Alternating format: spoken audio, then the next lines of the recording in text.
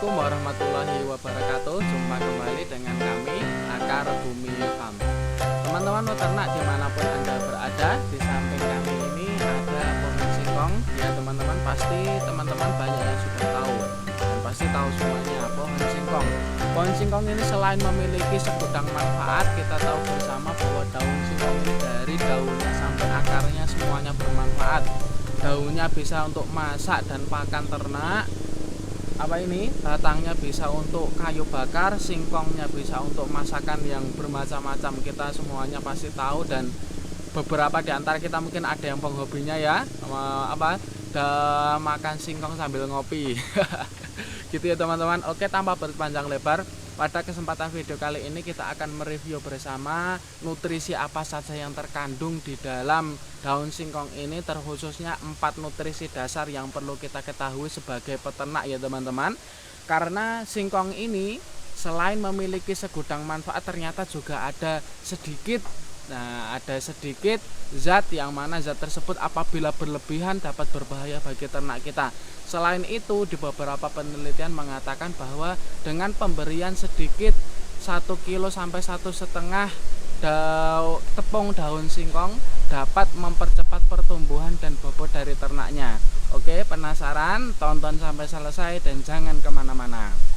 Tapi sebelumnya, bagi teman-teman yang belum subscribe, silahkan klik tombol subscribe. Jangan lupa like, komen, dan share agar banyak teman-teman lainnya yang mendapatkan manfaat dari video ini.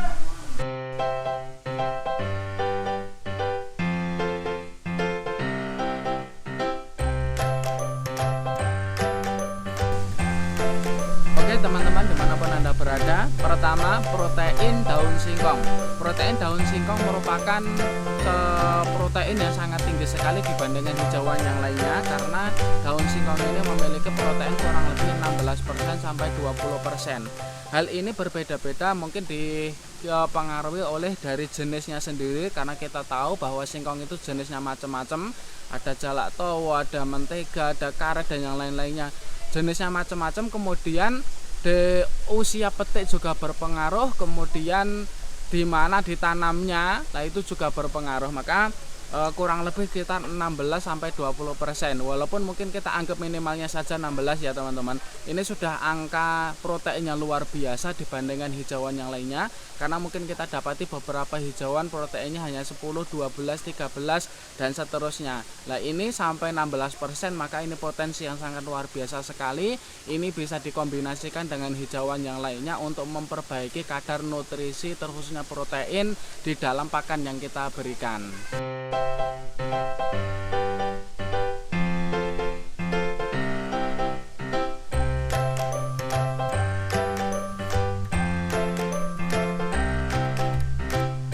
Teman-teman peternak dimanapun Anda berada, kemudian yang kedua, serat kasar dari daun singkong ini kurang lebih sekitar 19%. Nah, ini luar biasa sekali, tidak terlalu tinggi. Nah, ini bisa kita kombinasikan dengan beberapa hijauan yang kita berikan yang memiliki serat kasar yang tinggi, karena memang standarnya sebagaimana yang kami sebutkan dalam video sebelumnya bahwa pakan terkhususnya kambing dan domba memang standarnya antara serat kasarnya 18 sampai 25%. Lah kalau daun singkong ini serat kasarnya kurang lebih sekitar 19%, maka ini yang angka yang luar biasa sekali, karena ini tidak terlalu rendah dan juga tidak terlalu tinggi.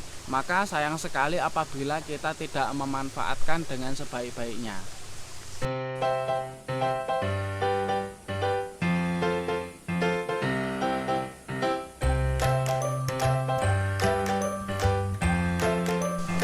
Teman-teman peternak dimanapun Anda berada, kemudian yang ketiga kita nilai dari sisi TDN-nya atau nutrisi yang terserap yang dapat dicerna oleh ternaknya adalah sangat luar biasa sekali, karena setara dengan konsentrat buatan. Ya itu teman-teman, 70%. Wah, ini 70% luar biasa sekali.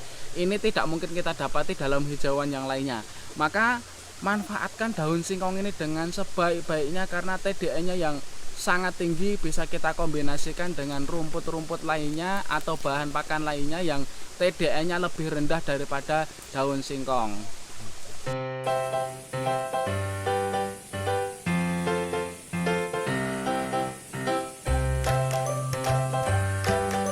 teman-teman peternak dimanapun Anda berada, kemudian yang keempat, yang ini tidak kalah pentingnya juga, yaitu kadar anti nutrisi yang terkandung di dalam daun singkong ini. Ternyata di beberapa penelitian mengatakan bahwa kadar anti nutrisi di dalam singkong itu berbeda-beda. Bedanya apa? Pertama, dipengaruhi oleh usia. Nah, seperti ini teman-teman. Ini usianya tua, kemudian yang ini usianya muda. Maka semakin muda daunnya atau masa panennya ini semakin muda, maka semakin tinggi zat anti nutrisinya. Yang ternyata zat anti nutrisi yang terkandung di dalam daun singkong itu adalah zat sianida. Kita tahu sendiri sianida itu apa? Sianida itu racun ya teman-teman. Nah, semakin muda semakin tinggi. Maka di beberapa penelitian mengatakan bahwa daun singkong muda zat sianidanya kurang lebih sekitar 3,4 sampai 3,6%. Adapun untuk yang tua, yang sudah tua, zat sianida yang terkandung di dalamnya adalah sekitar 2,4 sampai 2,6%. Jadi di usia tua zat sianidanya lebih rendah daripada di usia muda. Nah, ini perlu kita ketahui karena memang dengan adanya zat anti nutrisi terkhususnya di dalam daun singkong ini yang mengandung zat sianida ini akan dibatasi pemakaiannya. Maka jangan sampai salah kita mengaplikasikannya, jangan sampai kita menginginkan keuntungan tapi ternyata yang didapat adalah kebuntungan.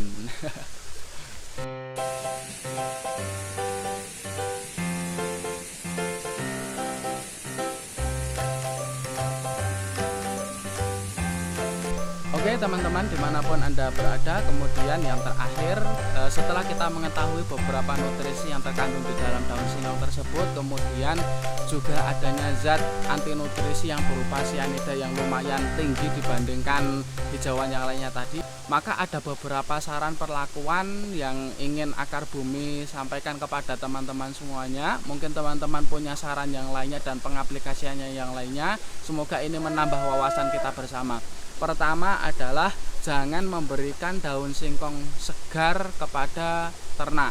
Artinya ketika kita memetik daun singkong, nah contohnya seperti ini ya teman-teman, kita petik. Nah setelah kita petik jangan langsung diberikan kepada ternak, alias kita minimal kita layukan dulu. Baiknya dilayukan di bawah terik matahari. Dengan hal tersebut maka dengan pelayuan dan pemanasan tersebut akan mengurangi zat sianida yang terkandung di dalam daun singkong. Ini yang pertama. Kemudian yang kedua, jangan memberikan daun singkong melebihi kadar 30%, jangan terlalu banyak. Lebih bagusnya kalau 10-15% sampai 20% itu dari total langsung sebagai kehati-hatian kita, karena memang daun singkong ini selain nutrisinya tinggi tapi juga memiliki zat anti nutrisi yang berupa sianida sebagaimana yang kami sebutkan di depan.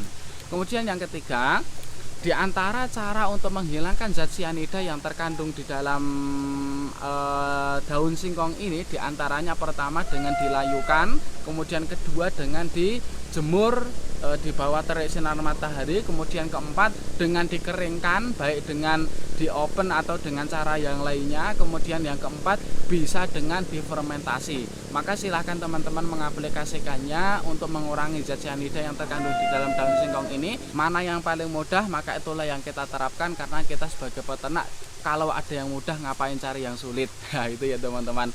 Kemudian saran yang selanjutnya dari kami adalah kombinasikan daun singkong ini dengan hijauan yang lainnya. Segala kelebihan yang ada di daun singkong ini maka sayang sekali kalau tidak kita manfaatkan dan kombinasikan dengan hijauan yang lainnya. Salah satu contohnya mungkin ini bisa dikombinasikan dengan jerami, yang mana jerami serat kasarnya tinggi dan proteinnya rendah dan juga TDA-nya rendah. Maka apabila kita kombinasikan dua hal ini, daun singkong dengan jerami ataupun mungkin dengan hijauan yang lainnya, maka akan menjadi sebuah pakan komplit yang seimbang di dalam nutrisi dan gizinya. Oke teman-teman peternak dimanapun Anda berada, demikian tadi pembahasan kita pada video kali ini. Sampai jumpa pada video yang menarik lainnya. Salam dari